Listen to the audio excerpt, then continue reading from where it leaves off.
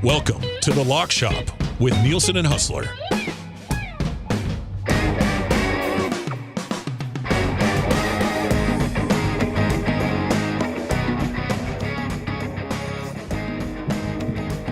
All right, it's 11:02. Welcome to the Lock Shop. Dusty with you, and the man, the myth, the legend returns today, as well as Huss will be joining us. He's back from his poker extravaganza, and we will be talking Super Bowl. We'll be talking waste management. We're going to have best bets for that coming up as well. Obviously, we'll be talking some hockey and just a full-blown Huss-like catch-up. I'm very much looking forward to it. It should be pretty good.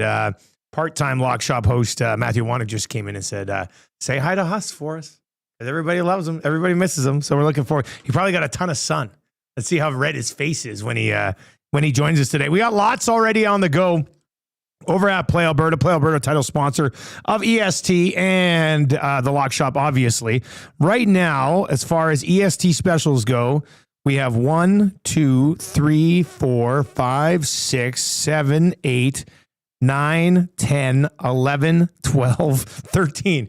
We have 13 specials over on the page right now. A lot of them are Super Bowl related. Some of them are Olympics related. And a couple of them are even hockey related. We've got the early bird bet, McDavid 2 points, Draisaitl a goal, Bush a point, plus 340. And then I put together a Battle of Alberta special that we collaborated with the Play Alberta on Instagram. I've never done a collaboration before. I had to get Glue Guy to do it. Have you ever done an Instagram collaboration, Hansel? I don't think so. Yeah, I didn't know how. Felt pretty bad. It felt pretty dumb.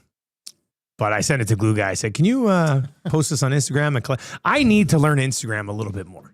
You're a smart guy. But I don't know anything about it. But like what? You know why I know you don't know? Because every time like Edmonton Sports Talk Instagram wants to collaborate with you, you don't accept. I don't even see how. Well, I don't you just know have to works. press accept. That's yeah, but it. where does that come in? On my notifications page? Yes. Yeah, see, I didn't even know that. I got to learn more. I thought Instagram would just fade away, but I was way off. Like Twitter? I was just like, how many Blue Sky opened up? Well, yeah, exactly. I was just like, how many people just want photos of stuff?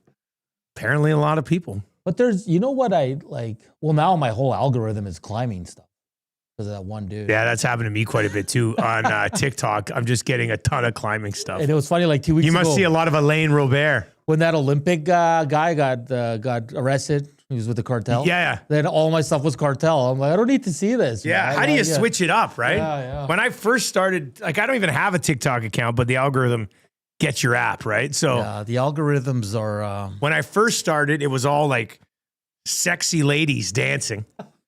And then it transitioned to like lions and stuff killing animals. Oh, wow. And then now I got a lot of like golf content on there. Okay. A lot of betting content on there, and then now it's a ton of climbing stuff on there. I got climbing and because I'm really into I got NBA stuff on there too, and it's a lot of like comedians, like political stuff, like Josh. Okay. I like Josh Johnson. Okay. Like Costa. So you get some of that stuff coming up too. But a lot of climbing, man. Yeah, the algorithms Ask are me quite anything something. about climbing, I'll know the. So you've seen that Alain Robert guy?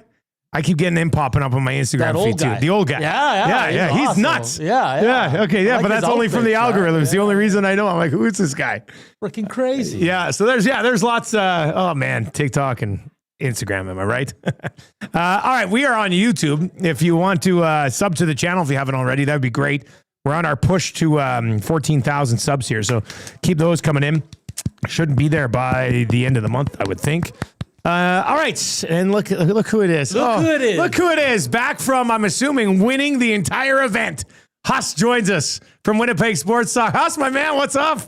Oh, dude, great to be back. Great to be back on the Lock Shop. We got the Olympics coming up. We got mixed doubles curling coming up in like half an hour. Yeah, underway already. But it's already underway? Well, no, like right away, but like before the Olympics start.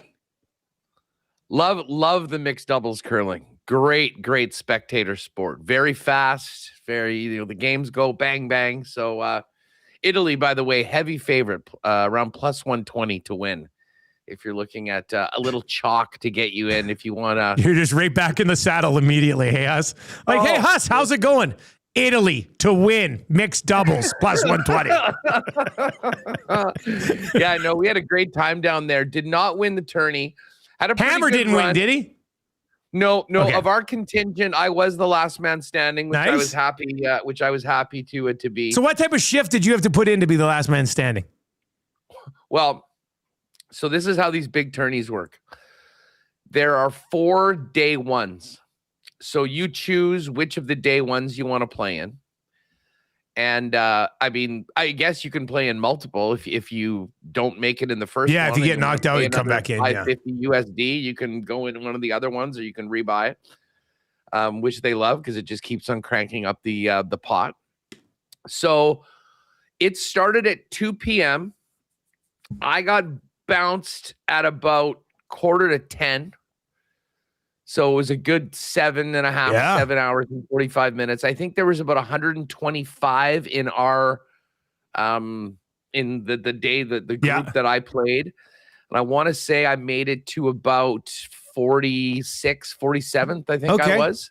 Not bad. So I mean I did well. The top 15% move on to the next round. So I would have needed to outlast about another, based on that, we're talking probably 18 or 19 guys, I guess, would have made it to the weekend.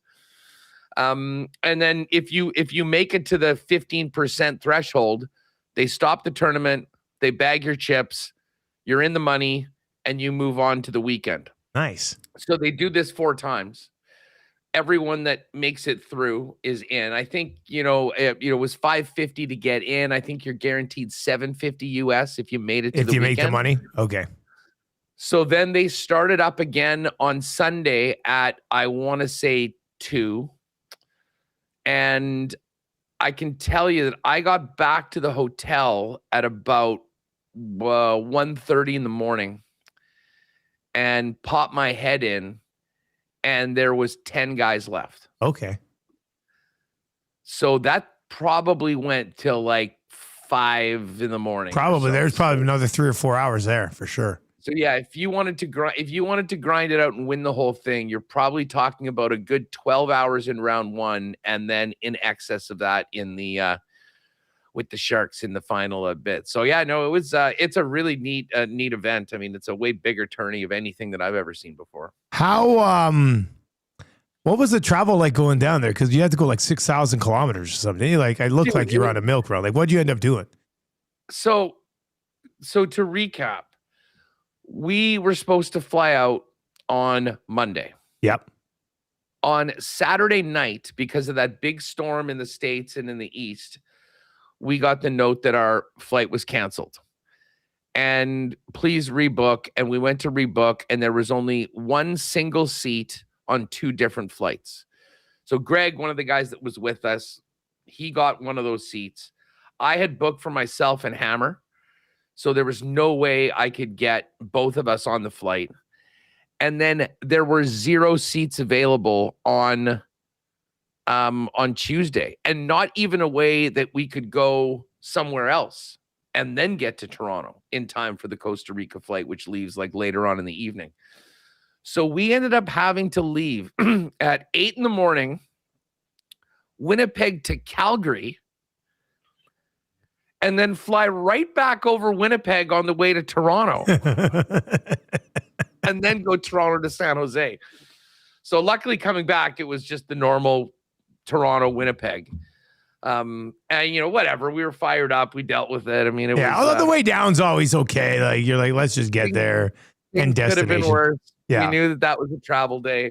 But it was too bad because as part of the package that we had, the first 2 days, you can go whitewater rafting, or you can go on this beach, Tortuga Island. Oh, so you missed that window.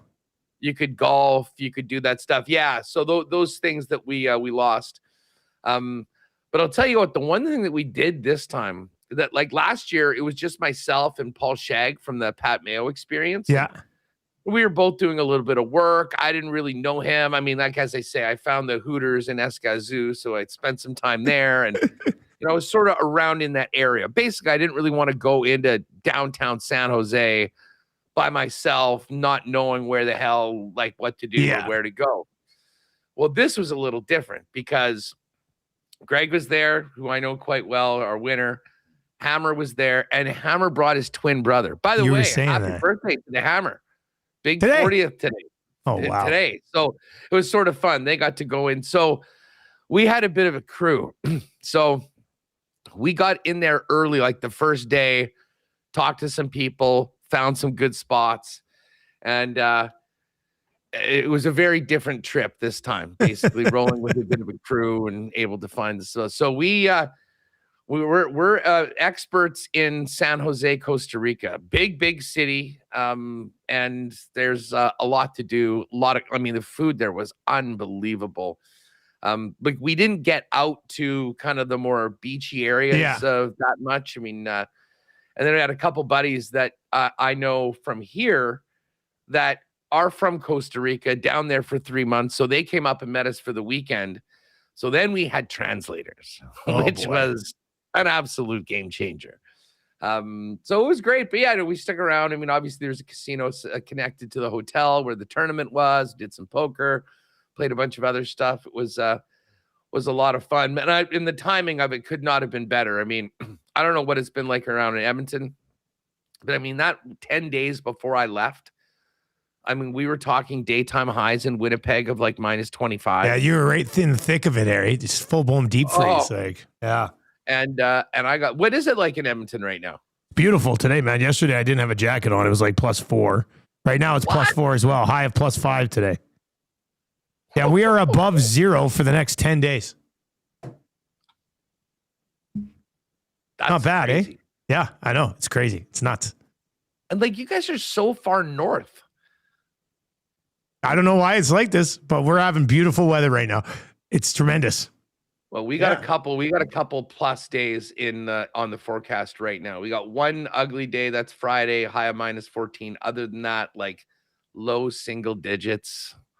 So anyways, things are good. And then of course we got the Olympics coming up. We got the Olympics coming up too, right? So and a Super Bowl on the way. And there's a lot to get. I love Big Maple over in the YouTube chat says, Haas is the only guy I know who could find a Hooters in Chernobyl if given the chance.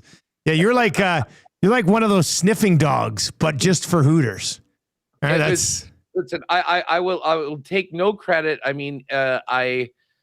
You just fire up on the Google app or whatever and you see things around. There's a really nice ritzy mall just down from the way. So there's a bunch of stuff there, but on the other side, there was this Hooters, which again, it's like technically like 750 meters or something from the hotel, but it would probably take you 4 miles to walk there. Like like there was no city planning whatsoever. No, it's just all jammed together. No, yeah, it was nuts.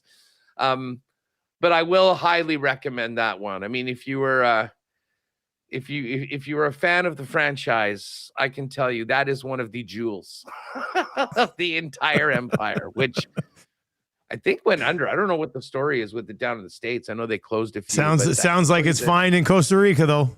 San Jose one is still rocking and rolling and absolutely phenomenal. So so what's the latest on the oil? How's everyone feeling going into this break? I'm pretty much planning on firing everybody after last night's loss to the Leafs.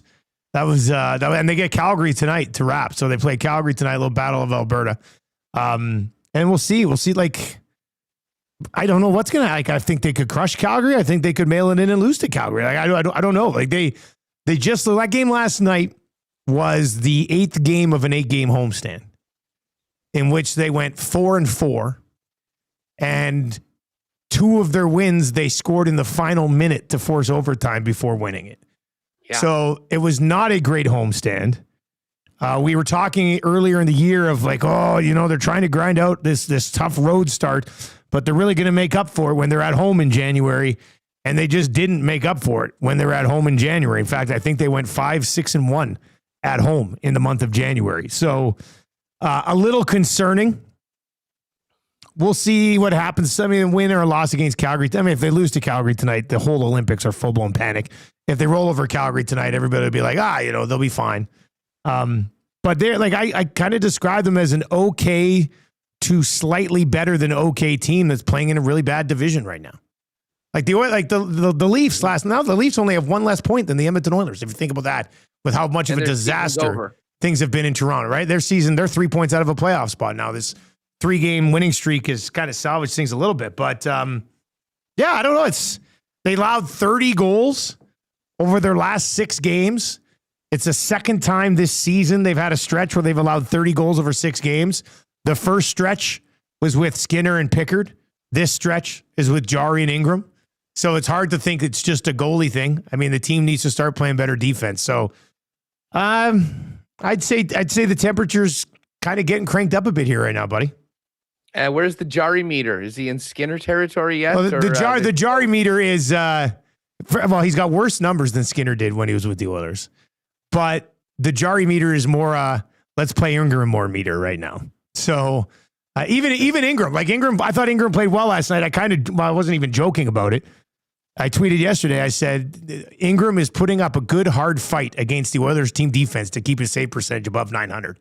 And now it is also dipped under 900, and it was over 910 for a little bit. So no matter how good a goalie you are, they get you. Like, this team's defensive play gets you. So they've got to dial that in. I think I saw Knobloch fired a couple hundred times on Twitter last night. It's not going to happen. But people are desperate for something to get going here, buddy. Yeah, I mean, just looking at, that you mentioned that division, like the Jets who are done have 2 more regulation wins than Vegas. Yeah. Just 1 less than Edmonton. And they're 12 points back. I think, can you believe this? Winnipeg, who was basically automatic in 3-on-3, they've lost 8 straight overtime games. 8 straight overtime games they've lost? Oh, man. Yeah. But you know what? If you and this is what I fear for a team like the Oilers, the Olympics break, McDavid goes in for this incredibly intense period. We know how he's wired. We all read the Players Tribune article, which was really cool. And you come back, and if there's a lull if it takes 10 days or 2 weeks to sort of get those guys there, because that team basically goes as they go. Well, all of a sudden, you've got the Kraken at 61. They're in a wild card right now. The Kings at 60. The Sharks at 58. They've all got games in hand. Like, the Sharks and Kings have 3 games in hand on Edmonton. Yeah. Kraken have 2.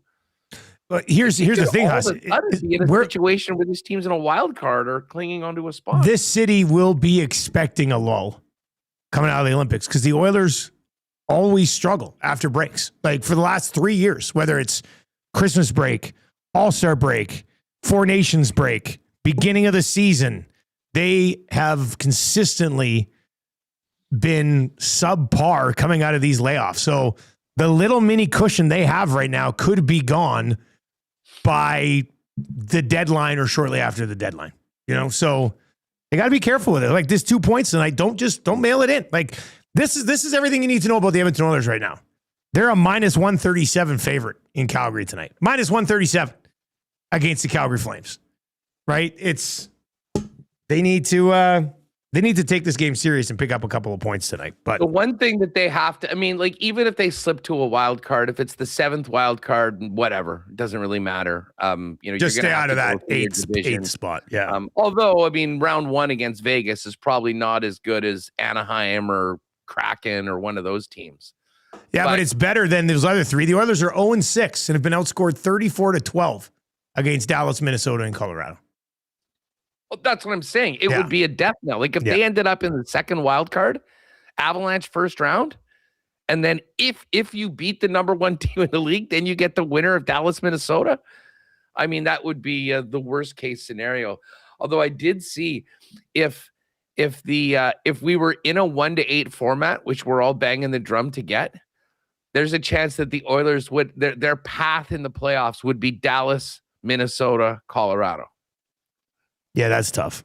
So take advantage of the Pacific Division while you can. And you know what? Oiler fans should be sending a thank you note over to the Winnipeg Jets, because I think the Jets ended the Florida Panthers on the weekend. That comeback win on Saturday in regulation, they followed up by my new team, my as a playoff free agent in all likelihood. I will be riding with the Buffalo Sabres, who I've always had a soft spot. You like the Sabres, Sabres, yeah. Gonna be in. That loss against the Jets was devastating. And then they followed it up with that loss to Buffalo, as I mentioned. Florida right now has 59 points. They are 9 points out of a playoff spot. 9 I didn't points. realize they were 9 points out of a playoff spot. Dude, they've got 59, and Boston right now has 68 in the second wild card. And not to mention, you have to pass Philly, Ottawa, Washington, Toronto, and Columbus. Shout out to Bones, by the way. Can you believe these guys? Bones takes over. They're 9-1 in their last 10. Yeah, that's worked, hasn't it? They're 9-1. They're 5 back, but they're 4 back of the Islanders in the Metropolitan and have 2 games in hand. So the Blue Jackets are the one team, in my opinion, that's somewhat live. I mean, we're certainly not going to rule out the Capitals. And I guess the Leafs, with where they're at, unfortunately for them, they're not in the Met. I mean, they have to catch Boston, in the Atlantic Division. But I'm ready to officially announce on the Lock Shop that there will be a new Stanley Cup champion this year. And the Florida Panthers, remember we were talking on this program before the season started in training camp when Barkov was out and we knew that Tkachuk would be out. And I'm like, are we sure this team is going to make the playoffs? And there was like plus 350s, plus 375s, maybe even been 4-1 of the Panthers plus 400 to not make the playoffs. Yeah. That's happening. That is happening right now. I was talking to Remus earlier today. Since the NHL went to a 16-team format, there have only been 3 teams in NHL history that have made the playoffs after being 8 points or more back on February the 1st. And the last team to do it was the Hamburglar Sens. The Ottawa Senators with Hammond between the pipes. Which is over 10 years. Like even the Blues, like the 2019 I remember Blues, they were awful and they came on and won the whole thing. Yeah. Up. They didn't have as much ground to make up from this point on to the end of the season as teams like Florida and the Jets have right now. So there will be a new champ. Florida's missing the playoffs. And they've been somewhat of the boogeyman. They've been the only team to beat Edmonton in the last couple seasons. Now, the Oilers have a lot of work to do. But if you feel that they will be there and be ready to go and can maybe get through the West, I think we're going to be talking about a different team. It'll probably be the other Florida team. Yeah, I was going to say, might end up being Cooper and Tampa. Yeah, they've been. By the way, it sounds like there's a lot of smoke around Paterson, potentially. Like in the last hour or so, or just. Yeah, I mean, there's a bit of a Paterson watch right now, and it does seem like the Lightning are a team that could very well end up popping in there and making that happen, which would be pretty cool. But man, like just looking at the East, like I think there's a good chance that it just holds where it is. Like no one jumps up. But you're going to have Boston into the playoffs. Not a lot of people had them in. Pittsburgh in. Nobody had them in. Buffalo and Detroit. And then teams that seem to be locks at the start of the year. Toronto, Washington, Panthers, Devils. Yeah. A lot of people thought the Rangers would be there too with the moves that they made. And yet they are 8 points. The Rangers are 8. The Rangers are 8 points back, a second last. That's been an absolute disaster. They got some guys that can unload if they want to. Let's stick with the NHL. Let's put together a little something for tonight. Then we'll dive over to the waste management. And we've been doing a Super Bowl bet of the day every day since you've been gone. So I'll bring you up to speed on what we already locked in, and then we can do something. I would love to do something today too. You can hear. We've been all over the map on a lot of these things, which is, I mean, that's one of the fun things about Super Bowl. Here's the NHL slate for tonight. Jet Greaves will start for the Blue Jackets. They're at home against Chicago. Spencer Knight unconfirmed at this point.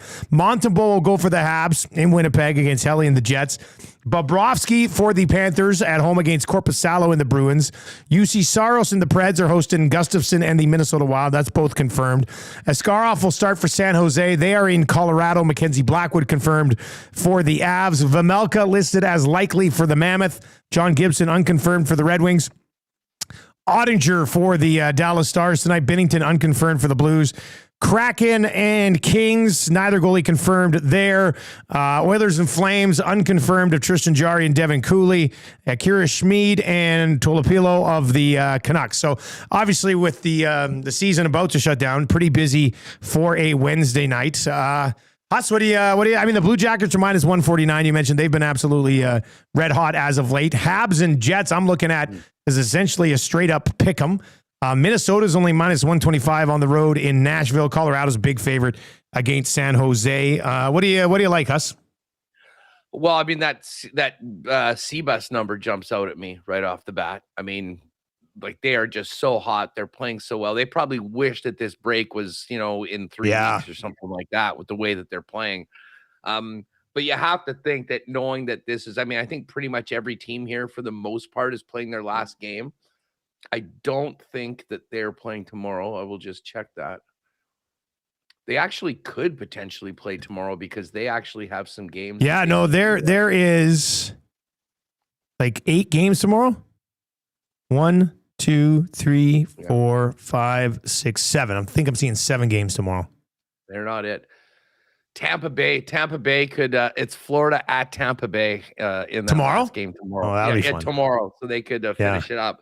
But anyways, I mean, I think Columbus, with the way that they're rolling right now, we'd be nuts not to kind of start that as a bit of an anchor. Wow, Panthers at home. The Bruins are the team that is in that final wild card spot, 9 points up on them. I don't know. You're thinking final dagger, aren't you? Well, and this is the thing. I'll be honest. I have bet Buffalo in this last 20 game stretch where they were like 17-3. I've probably bet Buffalo 15 of those games. Like, they have been so good to me. But they lost to the Jets. This is the Panthers. Lost to the Jets. They were playing that game on Monday night, and I'm like, okay, they are so screwed right now. This is the definition of a must-win. Florida's getting this one. And I went 4 for 5 on Monday, and the one game that I got wrong was the damn Panthers over the Sabres. So I don't know whether they're basically just already done or whether we'll see them take their last stand.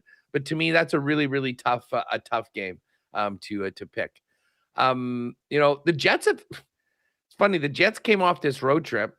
They were 2-1-1. They beat Jersey, lost to Tampa, beat Florida, and lost in overtime to Dallas. And they're actually 7-3-3 in their last 13 games. The problem is when you lose 11 in a row, you're screwed. And, it's the final game before the break. This is such a weird game. And you were just mentioning it with the Edmonton Calgary. Like, what are you going to get out of these teams? Are guys going to have the PJs like loaded up, ready to go with their bags packed, not really be thinking about it? So, considering the Jets are just sort of in no man's land right now, that's probably not a game that I'd want to lean on. Hard not to like the Wild at minus 125 against Nashville. Personally, I mean, the Wild have been so good to bettors all year long.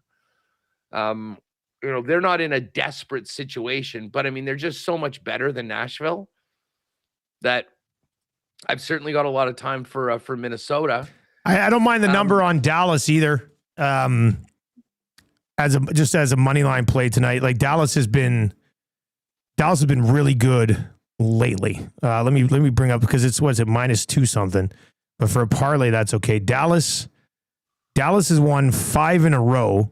2 of those were against St. Louis last week. They beat St. Louis 3-2. They beat them 4-3. Then they went to Vegas and won. They went to Utah and won. Then you saw the game against Winnipeg, whereas St. Louis has lost 7 of their last 8. Their only win against the Florida Panthers. And St. Louis has allowed 6 goals, 5 goals, 4 goals, 4 goals, 5 goals, 3 goals, 3 goals, 5 goals in their last 8 games. I think Dallas finishes strong here before the break.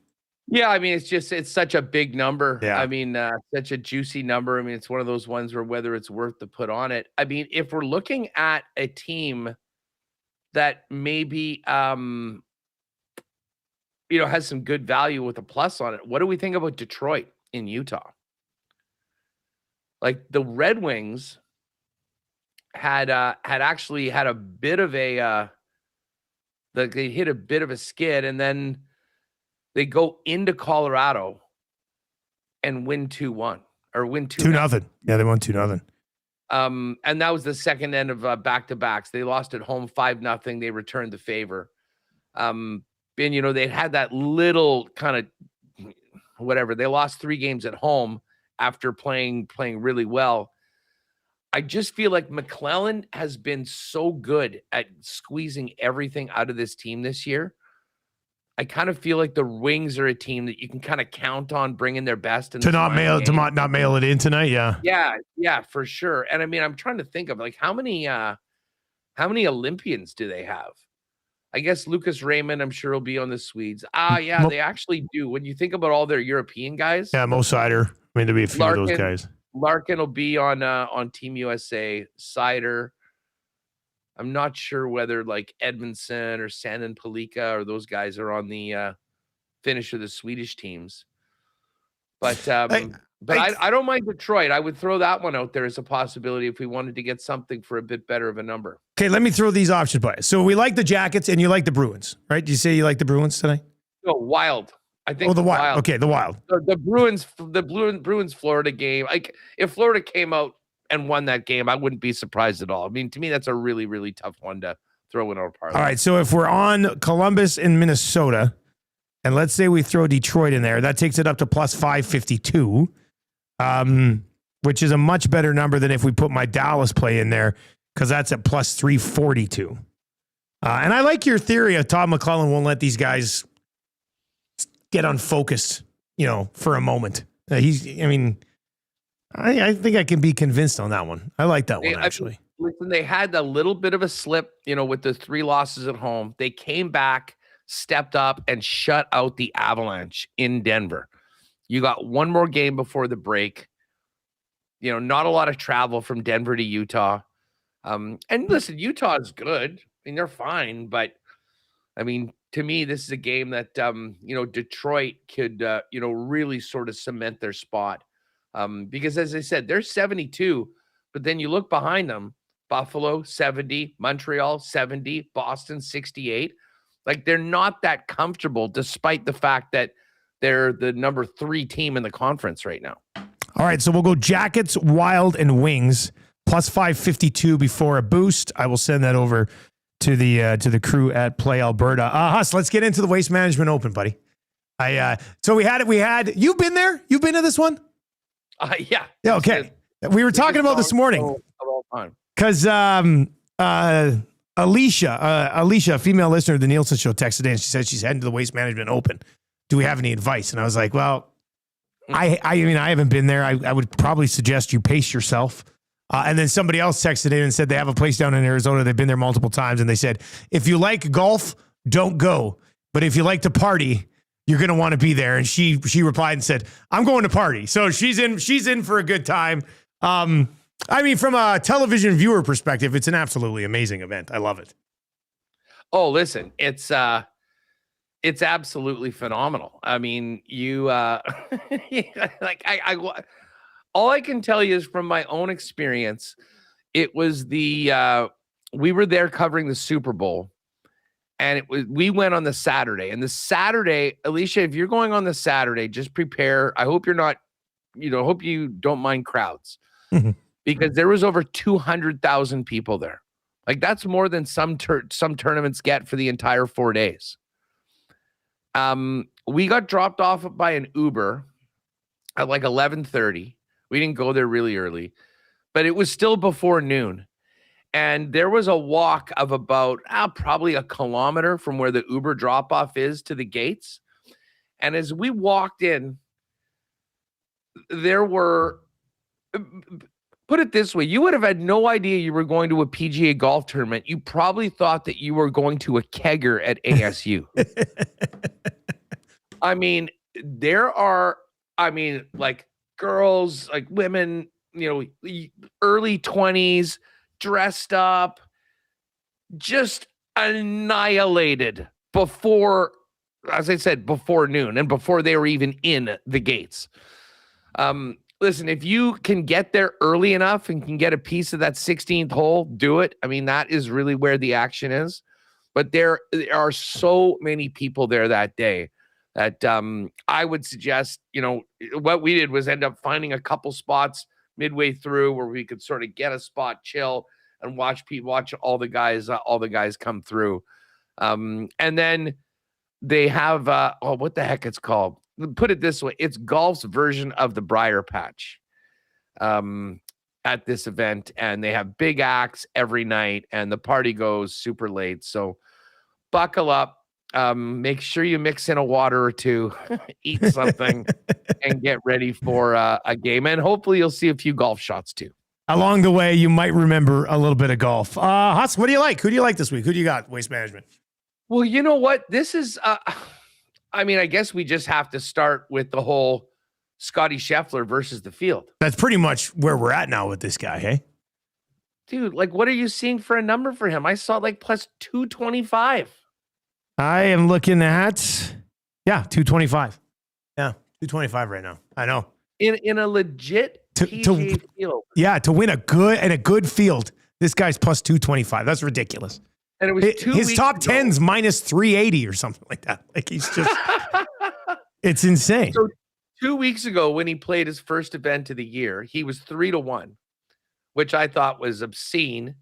And there's no way we can bet that. And of course, he wins running away.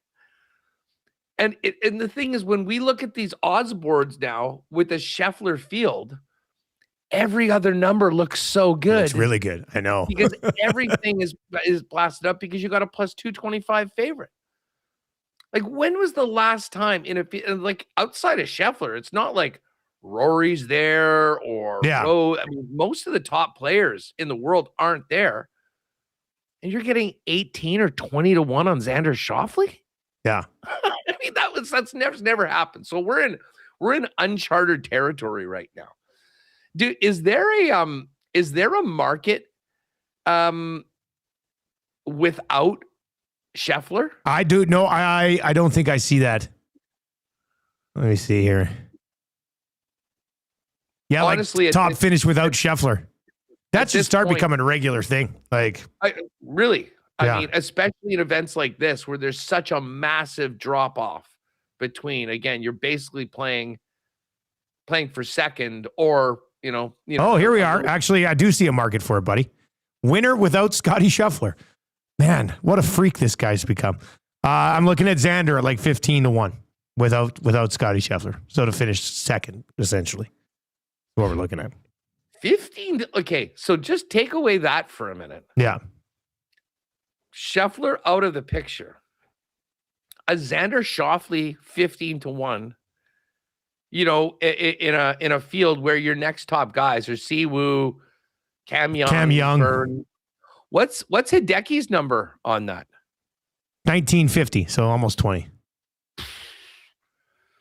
Like, honestly, that might be a place where I sort of end up going to for a couple of these. Because, I mean, you can get a 25 with Scheffler in the mix, or you can get just south of 20 where you just take Scotty Scheffler out. I mean, I think if I was putting $10 on one or the other, I think I'm going on the lower number without Scheffler. Because he's so likely to win. Well, and you're still getting it at 20 to 1, right? So... But let's talk about it. As far as the big.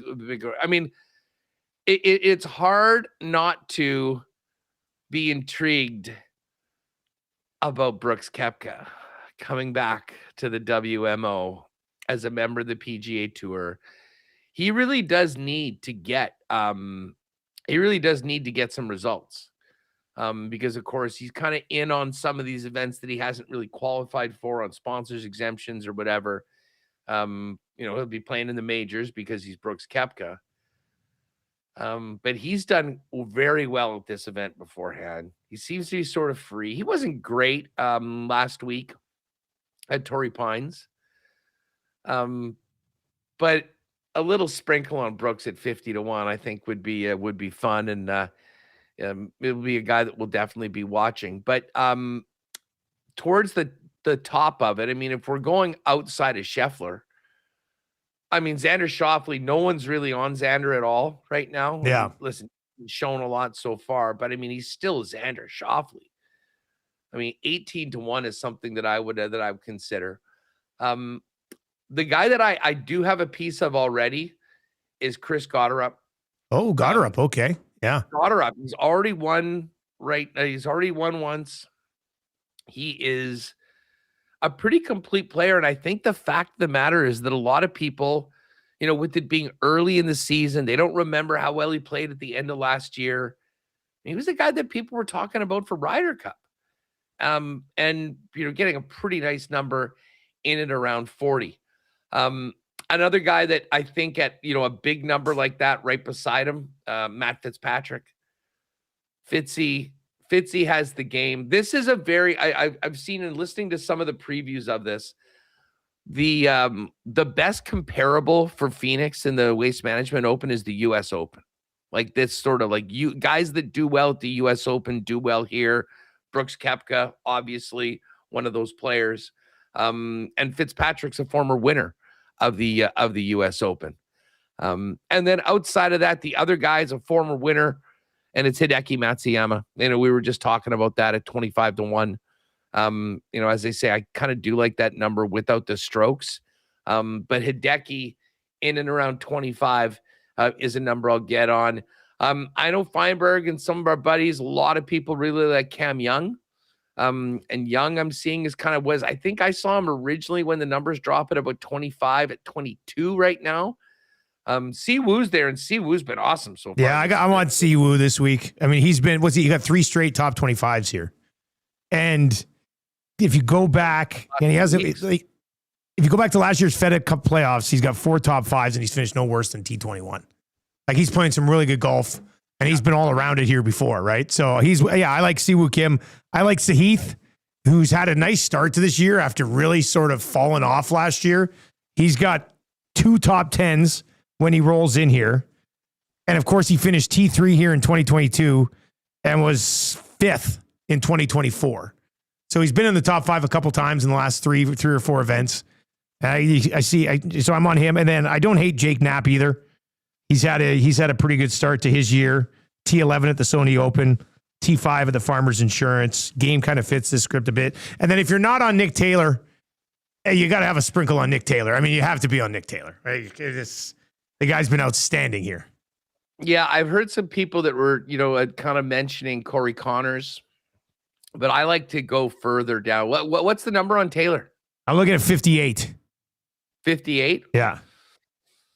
I saw elsewhere a group of he's in around 66. Matt McCarty, and I'll be honest, I don't know a lot about Matt McCarty, but he's a number like of the kind of the longer shots that I heard a lot of the touts kind of jumping at. So you might want to look a little bit more into him. The other guy that I think I'll get on, like at that big number, I'm seeing a 66 on him, is the chef, Minwoo Lee. And Minwoo can be cooking. He will love the atmosphere.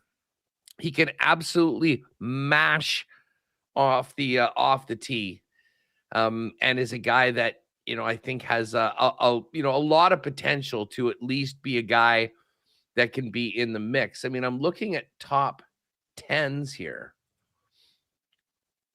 What's a Minwoo? Plus 450 for top 10. 9-1 for top 5. Scotty top 5 minus 200 and minus 400 for top 10. I mean, that is just absolutely ridiculous. What about Scotty at plus 950 for round 1 leader? Just coming out of the gate hot. Don't mind it. I mean, if he's this big a favor for the tournament, now Scotty can win if he's not leading after the first round, but If you're looking for some sort of value, you get a piece if he's going to walk the field. First round leader is not a bad one. He, yeah, I mean, listen, how can anything with Scheffler, and again, we're talking about one round, but all it takes is one guy to just go nuclear and, get a couple, lucky breaks or whatever, and he can pull it away. But I don't mind that at all. I mean, if there's any place to actually make something on Scotty Scheffler, the FRL market's probably it, because I mean, I don't know how in a full field PGA Tour event you can jump on a guy at plus 225 to win the whole thing, but he's about as close to automatic. And how many times has he won this? 2, 3? Twice, I think already. I think he's got 2. All right, what about a top 20, Huss? Like, I love Si Woo Kim in the top 20. We both like Nick Taylor. Who else would you throw in there if we're going to do that? Okay, let's look here. Top 20. See where these numbers are.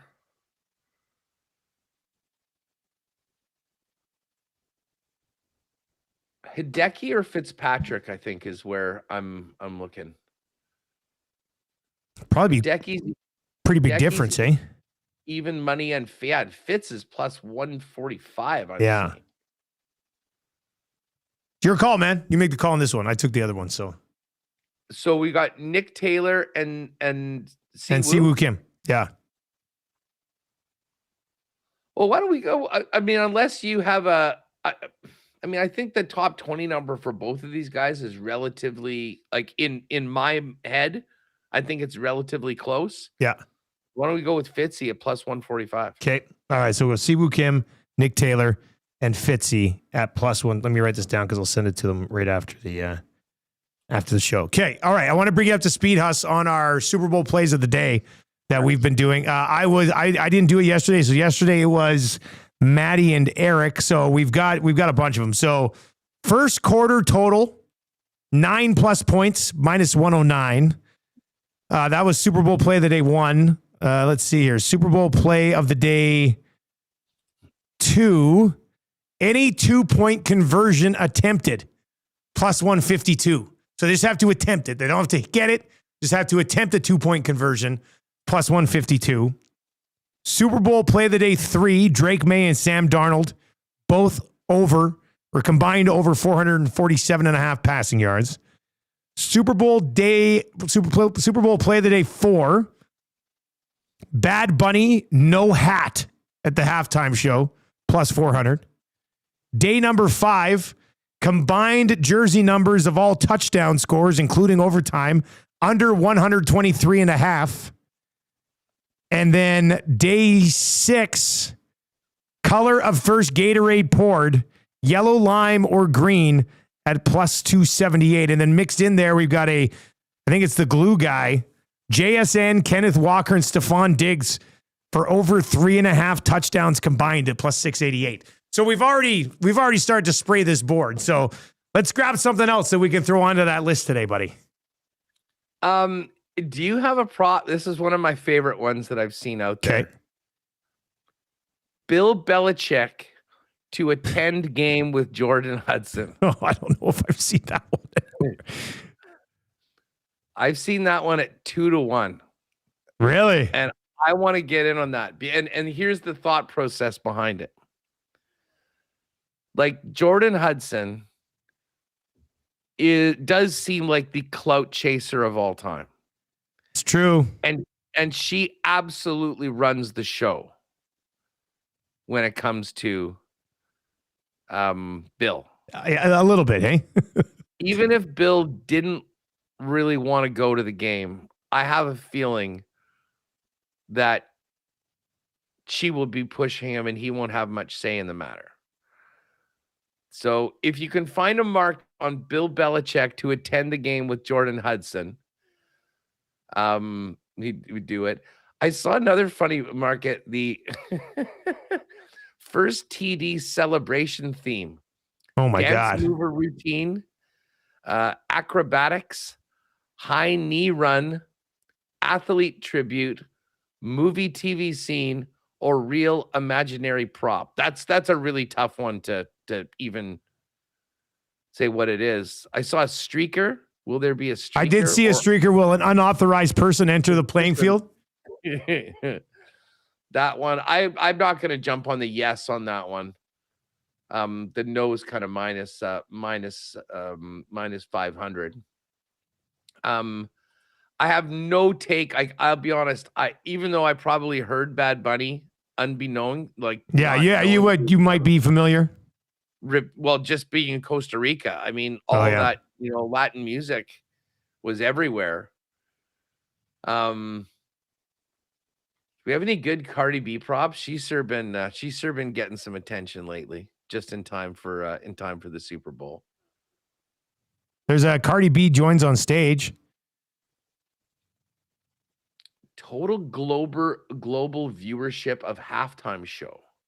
My God, you can bet on that? In millions. 135.5. And this is a lot about just, how popular Bad Bunny is. The global numbers. From, exactly. Yeah.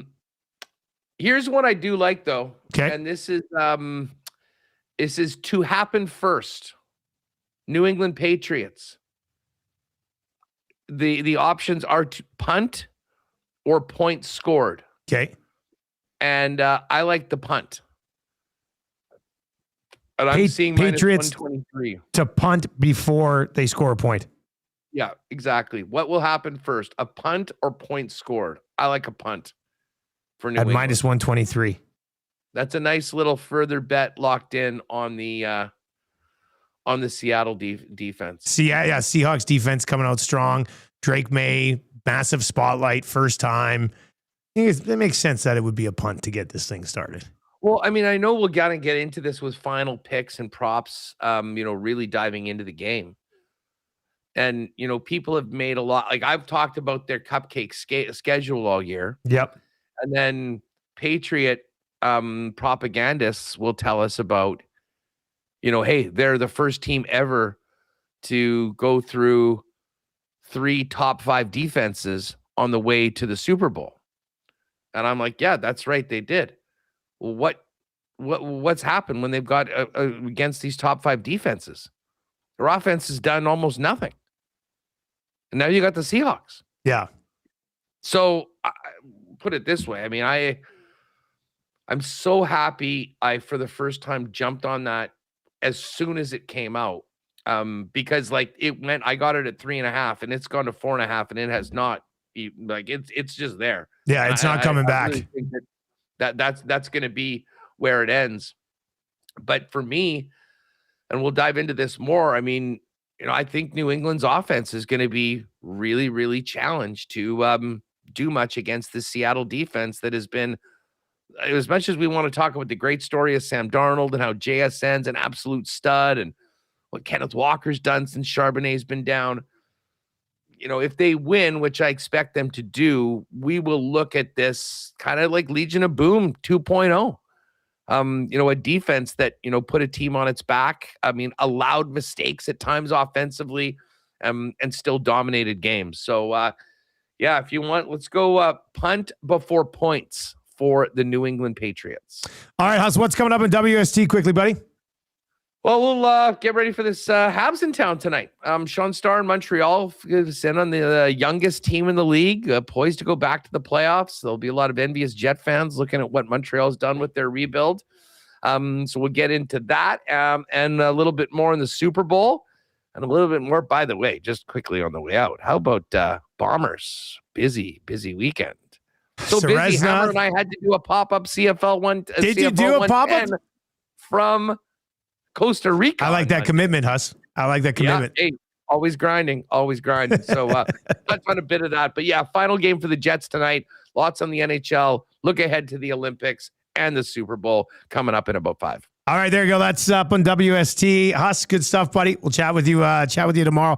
And of course, we'll have a 2-hour lock shop on Friday leading into the Super Bowl. There'll be lots to get to. We'll get Matty Iwanek in to make some picks. We get Glue Guy in to make some picks. Anthony Davis has been traded. I see that coming down the pipe. Anthony Davis traded from the Mavs to the Washington Wizards. Oh, God. Nico. Oh, man. Nico. Hey? Anthony Davis, Jaden Hardy, D'Angelo Russell, Dante Exum for Chris Middleton, AJ Johnson, Malachi Branham, Marvin Bagley III, 2 first-round picks and 3 second-rounders. The Wizards could have just kept Luka. Because the Wizards just got Trey too, right? Did they bring in Young? Yeah. So now they got Trey Young and AD. What Nico's no longer there, but what a disaster. Yeah. That's a tough one. I can't believe Davis is a Wizard now. Like, Who do you think the Lakers are going to get to bring another superstar for LeBron? oh, man, so get out. Well, you're the worst. What are you doing right now? Oh, by the way, did you see the image that somebody sent in of you as Ben Affleck smoking me? No. Oh, I gotta show it to you. I saved it today. I'll show it to you after. Okay. I gotta see that. It's perfect. I saw it today. Somebody sent in a text on the morning show, and like their previous text was you as the Ben Affleck smoking gif. Oh, I want to see that. It's perfect. I'll show it to you. It's There's nothing good. like a good dart, eh? I've never had a cigarette, so I couldn't tell you. You want to have one at the Super Bowl? No, I don't. Why not? God, I don't smoke cigarettes, buddy. But just one drag. No, I don't. My lungs are pure. Pure, eh? Very pure lungs. I can't do it. Well, I don't know if you know, but I run, so I've cut down on the smoking. Of course, but I still have one from time to time. Probably on Sunday, I think. No, not Sundays. Saturday night when you're having a nice glass of Super vino. Bowl. All right. And what, the Rangers have a press conference call for 12:15? Did somebody say that? I thought somebody said that, but maybe not. All right. That's going to do it for the Lock Shop. Check out playalberta.ca. Click on ESC specials. We got a ton of stuff. Oil streams coming up next. What are we going to discuss about that? How about a Battle of Alberta after losing to the Toronto Maple Leafs? Gross. Myself and Tommy for Boston Pizza on the way next.